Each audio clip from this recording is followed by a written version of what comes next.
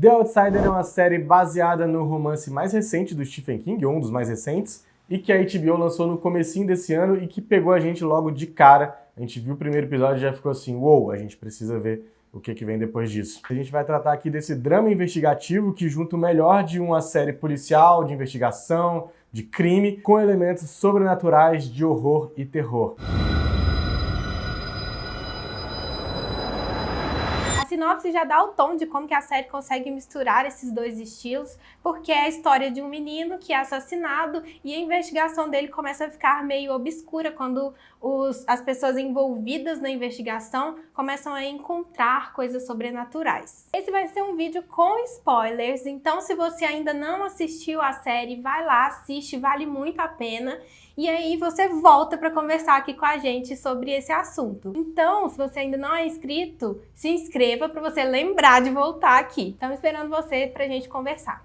O mais legal de The Outsider é que ela traz dois elementos que são antagônicos por princípio, que é a investigação criminal que se baseia em fatos, em evidências, né? Então tem lá a prova do assassinato, tem o DNA, tem o pelo que o cara deixou na cena do crime, a pegada, enfim. E os elementos sobrenaturais que estão envolvidos nesse crime e que fazem a polícia ficar completamente perdida e começar a duvidar das próprias evidências que elas coletaram. É uma verdade que vai se desmanchando, vai desmoronando por causa de fatos sobrenaturais. Dois personagens guiam essa trama, o Ralph Anderson, que é interpretado pelo Ben Mendelsohn, muito legal, que é um personagem extremamente cético, ele é o policial que só acredita na razão e no que a evidência mostra, e a Holly Gibney, que é interpretada também brilhantemente pela Cynthia Erivo, que interpreta uma detetive particular que já tem uma pegada mais diferentona. Ela já tem uma personalidade que é um tanto quanto sobrenatural, porque ela tem uma espécie de sexto sentido, um tino para algumas coisas, uma sensibilidade que outras pessoas não têm. Outras pessoas não veem o que ela tá vendo, a realidade como ela tá vendo. E aí eles entram no embate. Sabe um negócio que eu fiquei pensando agora? Eu vou falar isso brevemente. O Ralph é católico, provavelmente, ou protestante, né? Um das duas, mas ele acredita em Cristo. Tanto que o menino tá enterrado no cemitério, cristão e tudo mais. A Holly, ela tem várias coisas meio sincréticas. E é interessante que o Ralph tem essa característica, essa personalidade cética, a gente vai falar um pouco aqui dele, desenvolver isso. E para resolver esse crime, ele vai ter que acreditar. Isso é muito sensacional, né? Ao longo da história, ele vai desconstruindo um pouco dessa falta de crença. His prints are all over the crime scene. The TV footage puts him 60 miles away. He can't have been in two places at once. Tem uma conversa interessante do Ralph com o promotor do caso do crime da criança assassinada, que o promotor fala para ele simplesmente assim, existem as provas, a gente não consegue entender. No final ele ainda fala uma frase que é: existe muito entre o céu e a terra do que explica a nossa vã filosofia. Falei certo? Que é uma frase do Hamlet. E aí nesse contexto, esse promotor comenta sobre alguns casos sobrenaturais, como é o nome do episódio, baseado em um caso que aconteceu nos Estados Unidos. Ele relembra um caso que ficou conhecido como o caso Roanoke, que aconteceu numa colônia da Carolina do Norte em 1500 e pouco, quer dizer, bem antes da independência dos Estados Unidos, em que o prefeito saiu para conseguir mantimentos para a cidade. Quando ele voltou, estava tudo devastado, todo mundo morto, um cenário terrível, e ninguém soube desvendar o que aconteceu. A única coisa que tinha de palpável era uma palavra, Croatoan, não sei como é que pronuncia isso, que é o nome de uma ilha, em Roanoke, que abrigava uma tribo nativa da Carolina do Norte, e só. E até hoje não teve solução esse caso, é um mistério. Terrence Maitland, I'm arresting you for the murder of Frankie Peterson. For the what? Tem alguns motivos que podem explicar por que ele é assim. Ele passou por muitos traumas, tem algo inserido aí na história. E que é interessante que no livro isso não existe. O filho dele que morreu é algo que abala muito a fé desse personagem. É algo que ele não consegue compreender, que ele não consegue entender e que faz com que no começo, no primeiro episódio, ele reaja à morte dessa criança de uma forma muito forte, até perdendo um pouco da razão e indo expor esse cara, o Maitland, lá na frente de todo mundo. O Ralph, ele representa muito uma noção de masculinidade também. Existem muitos autores que comentam dessa dualidade das mulheres e dos homens, os homens sendo como representantes da razão e as mulheres da emoção. Essa questão da masculinidade, da razão, do ceticismo tem muito a ver com a sociedade de ser patriarcal e de estabelecer papéis de subordinação das mulheres para os homens. Por exemplo, a esposa do Ralph, a Ginny, que vê esse ser sobrenatural, essa entidade na casa e ele não dá crédito. Ou a criança que também vê e que manda até um recado pro Ralph e ele não acredita. Ele sempre acha que isso é uma imaginação, é um sonho. Tem a ver com essa questão da subordinação das mulheres e das crianças ao pai da família. É interessante notar que esse é um papel muito bem definido sobre um certo tipo de masculinidade, já que a gente tem um policial que tá na equipe do Ralph, que é o Yuni Sablo, interpretado pelo Will Vasquez, que já dá uma outra pegada. Ele tá mais aberto à ideia de que essa entidade sobrenatural pode realmente estar agindo e cometendo vários crimes. I'm afraid nobody's going to believe me.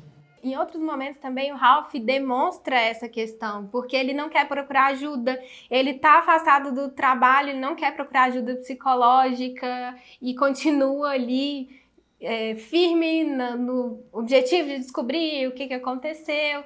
Então são esses padrões assim de uma masculinidade que não é saudável, né? De uma socialização para os homens de não se abrir, de não acreditar, de não sentir. O oposto do Ralph é, como a gente já citou, a Holly Gibney, que é uma policial mais sensitiva, mais aberta, que acredita em eventos sobrenaturais também e que eles podem interferir na nossa realidade e que dá outra dimensão para a investigação do assassinato do garoto. E é interessante a introdução dela porque ela tem esse dom, essa questão inexplicável, o jeito dela é muito...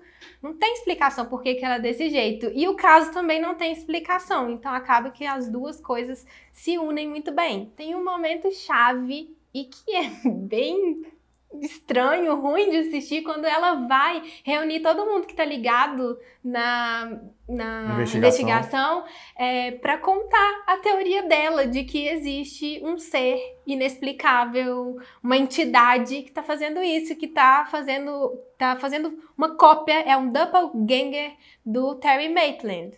E todo mundo fica assim, chocado, né? Porque ninguém esperava que ela passou um tempo ali investigando que ela chegasse com essa solução. E é muito estranho também porque a gente sabe que ela tá certa e as pessoas ali não estão dando muita moral, não tá botando muita fé. Eu achei um pouco parecido com a narrativa de Homem Invisível, né? Que a gente sabe o que tá acontecendo e as outras pessoas envolvidas não sabem e a mulher é descredibilizada, rola um gaslighting ali com elas, com as duas.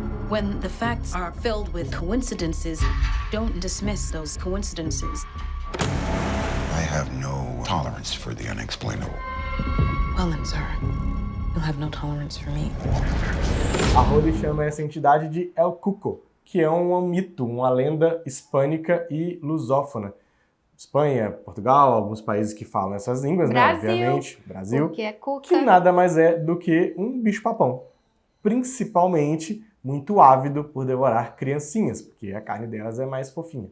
E aí, quando ela tá pesquisando, no final do 4º episódio, tem ali algumas lendas que são muito parecidas. É interessante, é uma curiosidade, assim. Aqui a gente tem a cuca, né, que é também o El Cuco de outros lugares, que é um bicho meio sem forma e que devora criancinhas mal criadas. Aí ela encontra esse Pugomamu, não sei se é assim que fala, que é uma lenda filipina, que é um bicho-papão que não tem cabeça, e aí ele come as criancinhas pelo ombro, que tem uns dentes, assim. E tem também a Black Anis, que ela também apresenta quando ela tá pesquisando sobre El Cuco, que é uma lenda inglesa de uma bruxa de cara azul, cheia de garras, que come crianças também, principalmente. Na verdade, ela gosta de carne humana, mas principalmente crianças. É tipo você, que gosta de baby beef. É mais ou menos isso. Também nessa pesquisa dela tem um quadro do Goya que é o Saturno devorando um filho. É muito louca a interpretação desse quadro. Você já sabia dessa interpretação? Eu fiquei impressionada. Que é um mito do Cronos que devorava os seus filhos com medo deles tomarem o poder dele. O que esses mitos têm em comum? É o medo do estranho, é o medo do outro, de qualquer um, a qualquer momento, trazer sofrimento. A partir da explicação da Holly, quando ela tá com todo mundo reunido, meio que planta uma sementinha na cabeça de cada um, e aí todos esses personagens, cada um do seu jeito, cada um da sua maneira, vão acreditando. Uns mais, outros menos. O Ralph é o último deles. Ele só vai deixar de tratar o El Cuco no condicional, se ele existir, se ele realmente fez isso, se essa entidade está aqui, no penúltimo episódio. Lá que ele começa a acreditar que, beleza, esse cara tá aí, a gente precisa acabar com ele. Vão surgindo outras evidências, como o Jack vai agindo muito estranho, aí tem a questão da casa dele. Então isso mostra também como cada um ali tem a sua própria crença, o seu próprio nível de acreditar nas coisas, né? E é interessante que quando eles estão indo para o Tennessee atrás do Claude, eles vão contando histórias. O próprio Ralph conta uma história que ele acha que é um pouco sobrenatural, que tem a ver com a música, que ele escutou, que era a música preferida da mãe dele no dia que o filho nasceu. Tem o Alec que conta que quando eles falaram de ir pra lá, ele sentiu um gosto de cobre na boca, e isso era um mau presságio quando ele era do exército. Então cada um no seu nível vai aí descobrindo, e eles só vão conseguir resolver a resolução do caso, quando todos acreditarem.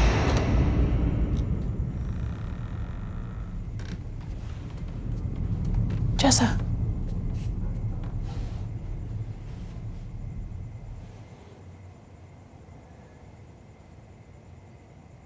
O Ralph só acredita piamente no que está acontecendo, só acredita de fato que eles estão enfrentando e que eles vão enfrentar o El Cuco, quando ele consegue, finalmente, enfrentar o próprio trauma dele, que é a morte do filho. Aquilo atormenta ele durante todo o período da série, que é um tempasso, inclusive, né? Os 10 episódios se passam em vários meses. E todo esse tempo ele ficou atormentado, a ponto dele sonhar com o filho dele, dizendo, me deixa aí.